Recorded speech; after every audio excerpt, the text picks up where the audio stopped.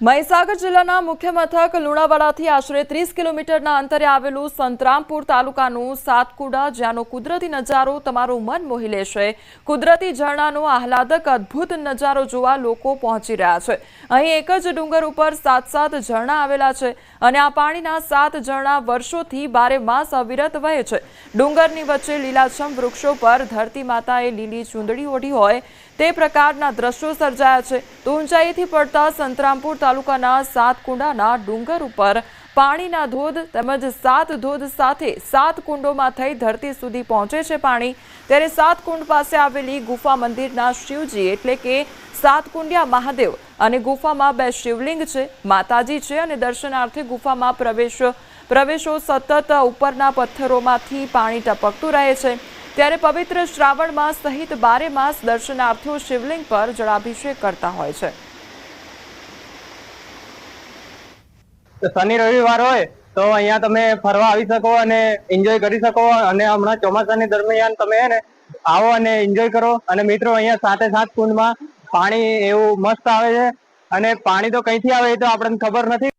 7 કુંડના 7 ધોધ આવેલા છે તો એ ગ્રીનરી અને વાતાવરણમાં કુદરત સૌંદર્યમાં આપણને જોવા મળે છે। 7 કુંડાની અંદર 7 ધોધ આવેલા છે। અમે 7 ધોધ ઉપર સુધી ગયા પણ પાણી ક્યાંથી આવે તે મળી નહીં રહ્યું અમને, અને એ બિલકુલ પાણી 7 ધોધનું બિલકુલ નેચરલ સ્વરૂપમાં આપણને જોવા મળે છે અને આ વાતાવરણમાં બિલકુલ સુંદર અને સારું તેવું વાતાવરણ જોવા મળે છે। મહીસાગર જિલ્લાનો સાતકુંડા ધોધ કે જ્યાં ચોમાસું આવતાની સાથે સામાન્ય વરસાદની અંદર સક્રિય થઈ જાય છે। હું દ્રશ્ય બતાવી રહ્યો છું સાતકુંડા ધોધનો કે આ છેલ્લો ધોધ છે કે જે ડુંગર પરથી 7 ધોધ સ્વરૂપે ધરતી સુધી 7મો ધોધ આવે છે, જેથી કરીને આ સાતકુંડા ધોધ નામ અહીંયા પડવા પામ્યું છે। વાત કરવામાં આવે તો આ વર્ષોથી આ 7 ધોધ થકી પાણી અહીંયા પડી રહ્યું છે, પરંતુ પાણી ક્યાંથી આવે છે તે હજુ સુધી જાણી શકાયું નથી।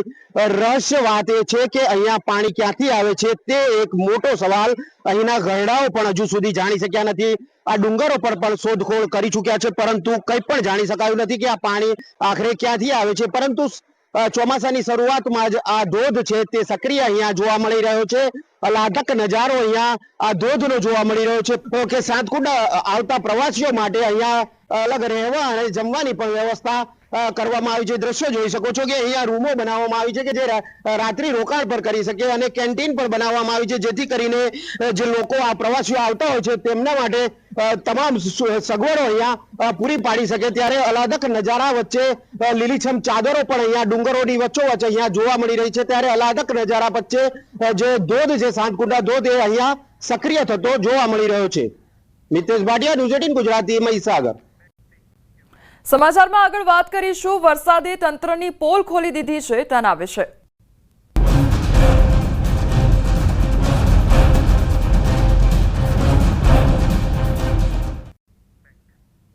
રાજકોટમાં ધસમસતા પાણીમાં રોડ તણાયો હોય તે પ્રકારની પરિસ્થિતિનું નિર્માણ થયું છે। ગોપાલ ચોકમાં ડામર રોડ તણાયો છે તો વરસાદી પાણીના પ્રવાહમાં રોડનો ડામર ઉખડી ગયો હતો તો ડામર રોડ ઉખડી પાણીમાં તણાઈ ગયો છે।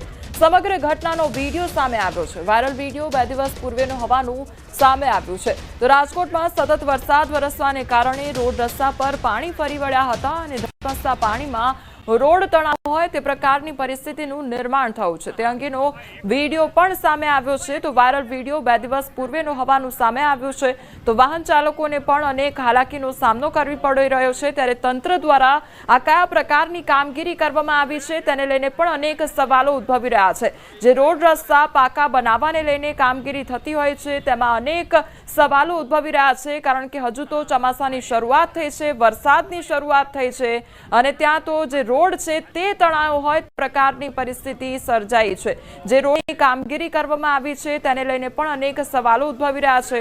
ગોપાલ ચોક વિસ્તારની આ ઘટના સામે આવી છે કે જ્યાં ડામરનો જે રોડ છે તે તણાયો છે। તો ગોપાલ ચોકથી અમારી સાથે સંવાદદાતા હાર્દિક જોડાઈ ગયા છે। હાર્દિક, રોડ તણાયો હોય તે પ્રકારની પરિસ્થિતિનું નિર્માણ એટલે કયા પ્રકારની અત્યારે પરિસ્થિતિ છે, કેવું કામ કરવામાં આવ્યું છે? ચોક્કસથી રાજકોટ શહેરનો જે રૈયા ચોકડી વિસ્તારનો આ દ્રશ્ય હું આપને બતાવવા માંગીશ. ગોપાલ ચોક વિસ્તારના દ્રશ્યો છે. આ એ જ જગ્યા છે કે અહીંથી રોડ તણાયો હતો, મોટું પોપડું છે તે ઉખડી ગયું હતું. સામાન્ય રીતે આ રોડ છે તે તાજેતરમાં જ બનાવવામાં આવ્યો હતો. જોકે આમ છતાં પણ જે છે આ રોડ ઉખડી જતા જે લોકો છે તેમને ભારે હાલાકીનો સામનો કરવો પડી રહ્યો છે. હાલ આપણી સાથે અહીં કેટલાક સ્થાનિક આગેવાન છે, આપણે એમની સાથે પણ વાત કરીશું. શું કહેશો, રોડની કેવી પરિસ્થિતિ? મને એક જાગૃત નાગરિકે ગઈકાલે એક વિડીયો મોકલ્યો છે. 2 દિવસ પહેલાં રાજકોટમાં આવેલા સામાન્ય 1-2 ઇંચ વરસાદની અંદર રાજકોટના સાધુ વાસણી નજીક આવેલા ગોપાલ ચોકની અંદર લગભગ 20 ફૂટ જેટલું રોડનું ડામરનું જે આખું પોપડું છે તે પાણીની અંદર તણાઈને જતું હતું. આ માત્ર રાજકોટની અંદર જ જોઈ શકાય, કારણ કે 3 દિવસ પહેલાં એક મોટું સ્પીડ બ્રેકર પાણીની અંદર તણાઈને દૂર વયું ગયું. ગઈકાલે જે વિડીયો વાયરલ થયો એમાં લગભગ 20 બાય 10 ફૂટનું ડામરનું પોપડું.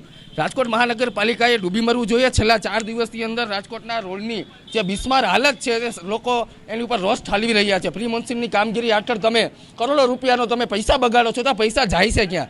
ક્યાંક ને ક્યાંક નબળી ગુણવત્તાનું પેચિંગ વર્ક કર્યું, જેને લીધે જ આખો રોડ એ તણાઈની બીજી તરફ વયો ગયો. ખૂબ જ શરમજનક કહેવાય કે રાજકોટની અંદર આ હરતા ફરતા ને જે ડૂબતા રોડ છે એ માત્ર રાજકોટમાં જ જોઈ શકાય છે. સમગ્ર રાજકોટજનનો રોષ છે. રાજકોટની અંદર ચારે બાજુ રોડની સ્થિતિ કફોડી છે, ચારે બાજુ ખાડાઓ છે અને કીચડ છે. ત્યારે મહાનગરપાલિકાના તંત્રએ તાત્કાલિકપણે આ રોડની મરામત કરી અને રોડની સ્થિતિ સુધારી અને વાહન ચાલકોને જે કમરતોડ જવાબ મળી રહ્યા છે તેમાંથી તેમને રાહત આપવી જોઈએ તેવી અમારી સ્પષ્ટપણે માંગ છે. અહીંયા જે છે લોકો છે, સ્થાનિક લોકો છે, આપણે એમની સાથે પણ વાત કરીશું. શું કહેશો કાકા, અત્યારે અહીંયા કેવી પરિસ્થિતિ થતી હોય છે? ખાસ કરીને અહીંયા અનેક વાહનો છે તે જે છે એ અહીંથી પસાર થઈ રહ્યા છે. વાહનો છે તેમને પણ ભારે હાલાકીનો સામનો કરવો પડે છે. કેવી પરિસ્થિતિ છે? એક તો જે ખાડા છે પુષ્કળ, અને ખાડા એમને નથી પડતા. વરસાદ એટલો બધો નથી આવ્યો કે આ ખાડા પડી જવા જોઈએ. રોડનું કામ સરસ થયું છે, પણ એમાં ક્યાંક ટેકનિકલ પહેલે એરર છે.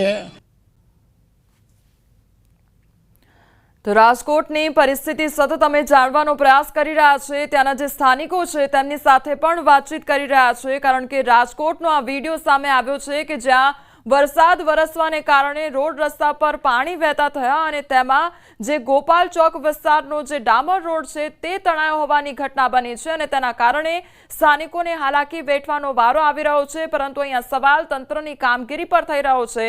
પહેલા તો પ્રી મોન્સૂનની કામગીરી થવી જોઈએ કે જેનાથી જે પાણી ભરાવાની સમસ્યા સર્જાતી હોય છે દર વર્ષે, તે પ્રકારની સમસ્યાનું નિર્માણ દર વર્ષે ન થાય તેનું ખાસ ધ્યાન રાખવામાં આવતું હોય છે.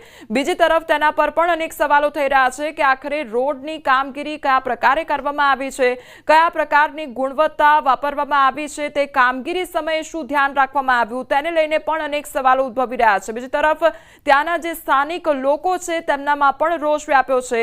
તાત્કાલિકપણે જલ્દીથી જલ્દી રોડનું સમારકામ કરવામાં આવે તે પ્રકારની લોકો દ્વારા માંગ કરવામાં આવી રહી છે.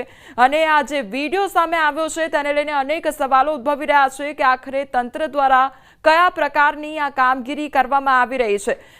બીજી તરફ જ્યાંના તે સ્થાનિકો છે તે લોકો પણ સતત માંગ કરી રહ્યા છે કે રોડનું સમારકામ કરવામાં આવે, જેથી આગળના સમયમાં, આવનારા સમયમાં કોઈ પણ પ્રકારની સમસ્યા ન સર્જાય તેને લઈને લોકો માંગ કરી રહ્યા છે. રાજકોટ મહાનગરપાલિકાએ જાણે કે બુદ્ધિનું દેવાળું ફૂંક્યું હોય તે પ્રકારના દ્રશ્યો સતત સામે આવી રહ્યા છે. મહાનગરપાલિકાના ભ્રષ્ટ તંત્રના કારણે વરસાદમાં ક્યાંક આખે આખું સ્પીડ બ્રેકર ઉખડી રહ્યું છે, તો ક્યાંક ચાલુ વરસાદમાં રોડ બનાવવાની કામગીરી ચાલી રહી છે. શહેરમાં ઠેર ઠેર ખાડા અને નબળી ગુણવત્તાવાળા રસ્તાને લઈ શહેરીજનો ત્રસ્ત થઈ ચૂક્યા છે. ત્યારે મેયર ખુદ સ્વીકારી રહ્યા છે કે વરસાદમાં ખાડા પૂરવાના આદેશ આપ્યા છે. મેયર નયનાબેન પેઢડિયા જણાવી રહ્યા છે કે ડીઆઈ પાઇપલાઇનના કારણે ખાડા પડી ગયા છે અને જેના કારણે રસ્તા બનાવવા બાબતે સૂચના આપવામાં આવી હતી. હાલ મેયરે નબળી કામગીરી કરનારી એજન્સીઓ વિરુદ્ધ પગલાં પણ લેવાની ખાતરી આપી છે. પરંતુ રાજકોટવાસીઓને ખાડારાશથી ક્યારે મુક્તિ મળશે તે જોવું રહ્યું. વરસાદ આવે તો રોડ ધોવાઈ જાય, વરસાદ આવે તો નુકસાન થતું હોય, પણ આ વખતે આખે આખું સ્પીડ બ્રેકર ઉપડીને એક શેરીમાં વ્યુ ગયું. સ્પીડ બ્રેકર આખે આખું, એમાં કાંઈ કટકો નહોતો થયો, ક્યાંય કાંઈ નહોતું થયું. એટલે મને જરાક અજુગતું લાગ્યું. મેં વિડીયો બનાવ્યો આ સ્પીડ બ્રેકર ઉપડીને શેરીમાં વહી ગયો. કે ક્યાંક પાણી ભરાણું હોય અને ખાડો હોય તો અકસ્માત થવાની પૂરેપૂરી શક્યતા રહેતી હોય છે. તો ચાલુ વરસાદે લક્ષ્મીનગરનો વિસ્તાર છે, ખૂબ અવર જવર વાળો વિસ્તાર હોય. આ વિસ્તારની અંદર આ પરિસ્થિતિમાં ખાડા પડવાના હિસાબે અકસ્માત થવાની શક્યતા રહેતી હોય તો ચાલુ વરસાદે આ કામ ચાલુ કર્યું હતું તો આ મટીરિયલ પણ હું ચેક કરાવીશ અને જે મટીરિયલમાં જે પ્રાપ્ત હોય એવું જ આપણે મટીરિયલ વાપરાવશું.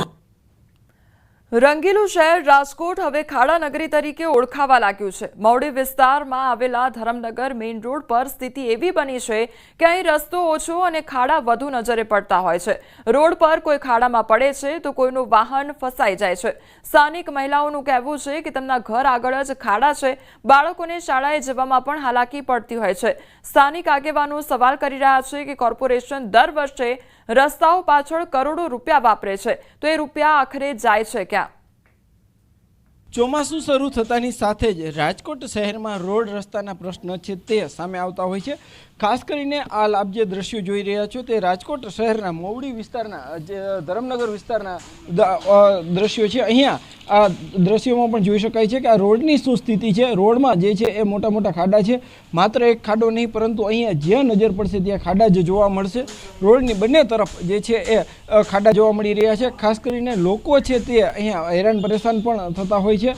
મહાનગરપાલિકા જે છે દર વર્ષે રોડ પાછળ જે છે એ ખર્ચો કરતા હોય છે, ગ્રાન્ટ વાપરતા હોય છે. જો કે પાછું ફરી ચોમાસું આવે તે પહેલાં રોડ રસ્તાની હાલત છે તે બિસ્માર થઈ જતી હોય છે. ક્યાંક ને ક્યાંક સ્થાનિક લોકો છે તે પણ હેરાન પરેશાન થતા હોય છે. આપણી સાથે અહીંયા સ્થાનિક લોકો છે, આપણે એમની સાથે વાત કરીશું. શું કહેશો પહેલાં તો આ રોડની સ્થિતિ શું છે? હું વોર્ડ નંબર 11ના પ્રમુખ કોંગ્રેસ પ્રમુખ કેતનભાઈ તાળા. હવે આ ધરમનગર વિસ્તાર છે. આ વિસ્તારની અંદર કોંગ્રેસના કોર્પોરેટર હતા ત્યારે ડામર રોડ થયો છે તે પછી કાંઈ ડોર કર્યો નથી અને વર્ષના હિસાબે તમે ગણતરી કરો કરોડો રૂપિયા ડામર રોડ વિશે ગ્રાન્ટો આવતી હોય તો એ ગ્રાન્ટો વાપરે છે ક્યાં એની ખબર નથી પડતી. આખા વિસ્તારને અમારા વોર્ડ નંબર વિસ્તાર આપણે રાજકોટની અંદર મોટામાં મોટો વિસ્તાર ગણી શકાય એવો 11 નંબર છે. તો 11 નંબરમાં દરેક શેરી અને દરેક સોસાયટીની અંદર આ તકલીફ છે.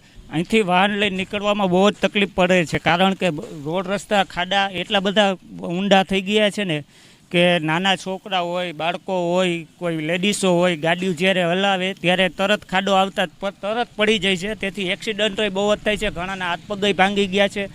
આથી આરએમસી લોકોને મારી રજૂઆત છે કે મહેરબાની કરીને તમે બને એટલું શક્ય જલ્દી એને રોડ રસ્તા વ્યવસ્થિત ક્લિયર કરો, ડામર કરો.